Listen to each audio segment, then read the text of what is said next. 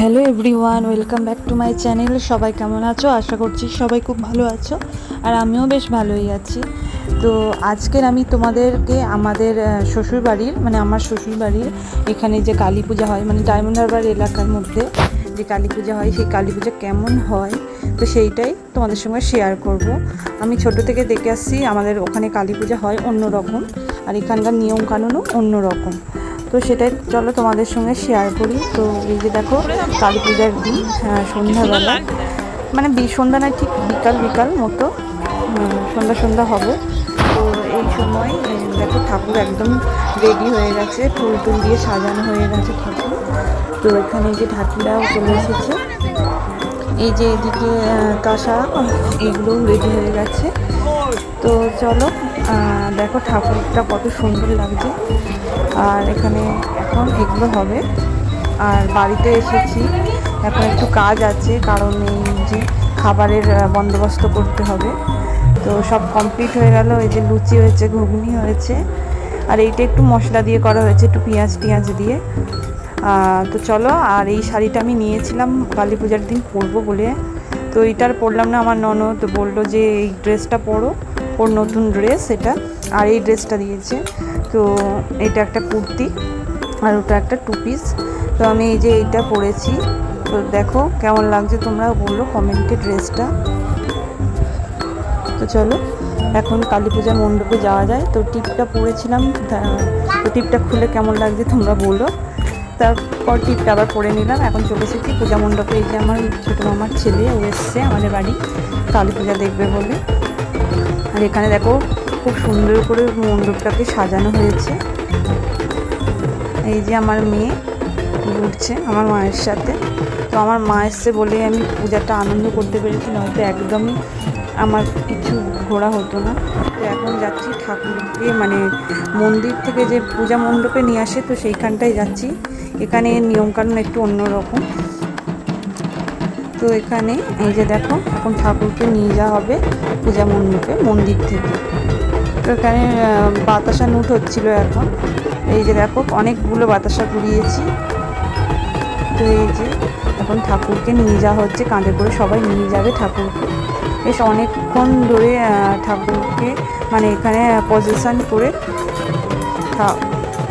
ঠাকুরকে নিয়ে যাওয়া হয়। এই যে অনেকেই আছে ঠাকুরকে নিয়ে যাওয়ার জন্য। দেখো কতটা সুন্দর লাগছে, ফুল দিয়ে সাজানো হয়েছে। আর সবাই যে যার মতো সামর্থ্য মাকে সোনার গয়না দিয়ে সাজিয়ে দেয়। তো এখন 8টা-9টার মতো বাজে প্রায়। তো মণ্ডপে নিয়ে যাওয়ার সময় হচ্ছে 11টা, এইরকম 2-3 ঘন্টা ধরে এখন নিয়ে যাওয়া হবে এখানে।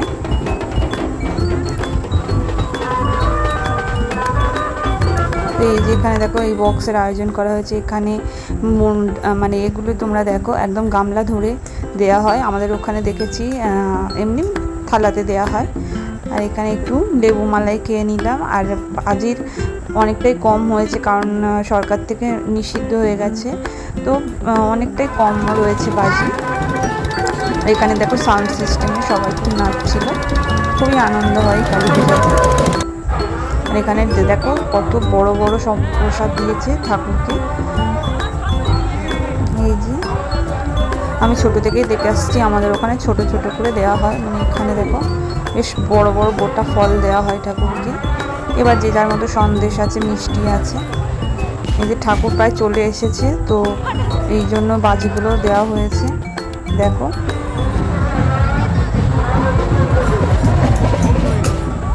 এই যে ঠাকুর চলে এলো মণ্ডপের একদম কাছে। এখন খুবই ভিড় চারিদিকে, দেখো খুবই সুন্দর লাগে এটা দেখতে।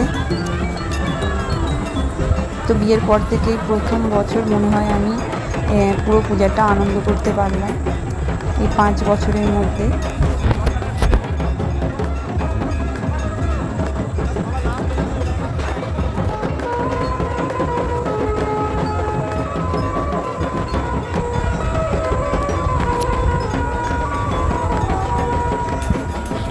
দেখো চারিদিকে বাতাসা নুট হচ্ছে।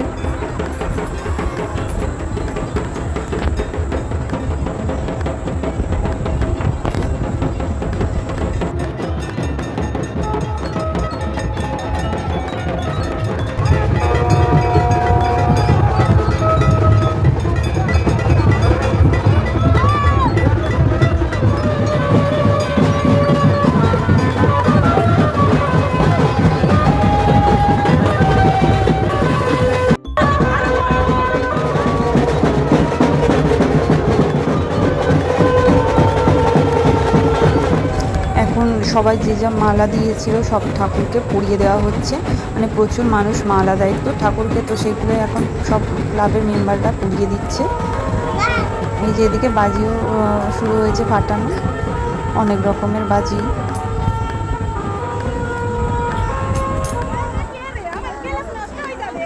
এবার হবে পূজা। তো আমি আর আমার ভাই আর একটা পাশের গ্রামের পূজা দেখতে এসেছি। এই যে দেখো একই দিনে পূজা হয় এখানেও। এই ঠাকুরটাও খুব সুন্দর হয়েছিল। আর ওইখানকার সাউন্ড সিস্টেম এটা। তো এখন অনেকটা রাত হয়েছে, প্রায় 12টার ওপারে হয়ে গেছে। তো চলে এসেছি বাড়ি, আর এখন খেয়ে নেব, খেয়ে আর একটু ঘুমাতে হবে, কারণ অনেকটা রাত হয়ে গেছে, আবার সকালে কাজ আছে অনেক। তো সকালে উঠে পড়েছি আর চলে এসেছি আরতি দেখতে, একদম ঘরের সামনে পূজা হয়। তো চলে এলাম আরতি দেখতে। দেখো খুব সুন্দর করে আরতি করা হচ্ছে।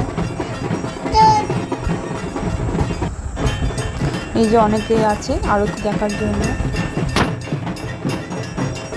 এই সামনে দেখো বলি দেওয়া হয়েছে কিছু।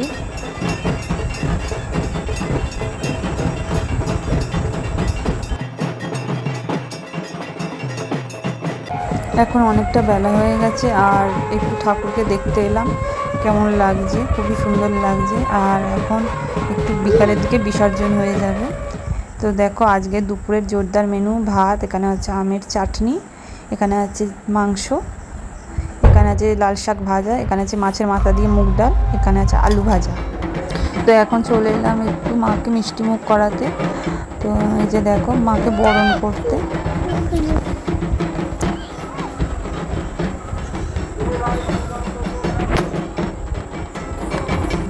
আমি ছোট থেকে দেখে এসেছি রক্ষাকালী মায়ের পূজা, মানে সূর্য ওঠার আগে বিসর্জন হয়ে যায় মায়ের, কিন্তু এখানে নিয়মটা একটু আলাদা। এখানে বিকালবেলা বা অনেক জায়গায় সন্ধ্যাবেলায় বিসর্জন হয়। তো এখানকার নিয়ম কারণ একটু অন্যরকম। যাই হোক বিকালেও খুব আনন্দ হয়। ভোরবেলা কোনোদিনও বিসর্জন আমি দেখতে পাইনি ছোটো থেকে, আর বিকালে বেশ আনন্দ করা হবে। তো এখন দেখো মাকে বরণ করে সিঁদুর খেলা হচ্ছে। তো এই বিয়ের পর থেকেই প্রথম বছর রয়েছি, আর পুরো পূজাটা দেখতেও পেলাম প্রথম বছর। তো 1 বছর ছিলাম, তো সে বছর এতটা আনন্দ করতে পারিনি, মেয়েটা ছোটো ছিল। তো এই বছর আমার মা মেয়েটাকে একটু মানে নিতে আমি একটু পূজাটা আনন্দ করতে পেরেছি। তো মাকে মিষ্টি মুখ করানো হয়ে গেছে, সিঁদুর খেলাও হয়ে গেছে, এবার মায়ের বিদায় হবে। তো এই যে আমার মা মেয়েকে নিয়ে কোলে করে রয়েছে, আর এই যে পিছনে আমার মামার ছেলে দাঁড়িয়ে আছে। আর এখানে দেখো এখন সমস্ত যারা যা গয়না দেয় সেগুলোকে খুলে এখন মানে রেখে দেওয়া হচ্ছে, যে যা আবার ফেরত দেবে, আবার পরের বছর এগুলো নেওয়া হবে। এই যে দেখো এই বাক্সতে করে সব খাতা মিলিয়ে গয়নাগুলোকে আবার ফেরত নেওয়া হচ্ছে। তো এই যে দেখো এই শাড়িটা আগের দিন পরবো ভেবেছিলাম, তো পরিনি, তো আজকে পরেছি একদম সুতির শাড়ি। তো এই যে, আর এখানে এখন সবাই মায়ের জন্য যে ফুল নিয়ে এসেছে সেই ফুলের সাজ দিয়ে মাকে মানে বিসর্জন করা হবে। তো এই যে দেখো ফুলের মুকুট, ফুলের মালা, সমস্ত কিছু ফুলের গয়না দিয়ে এবার মাকে সাজানো হচ্ছে, সবাই সাজাচ্ছে।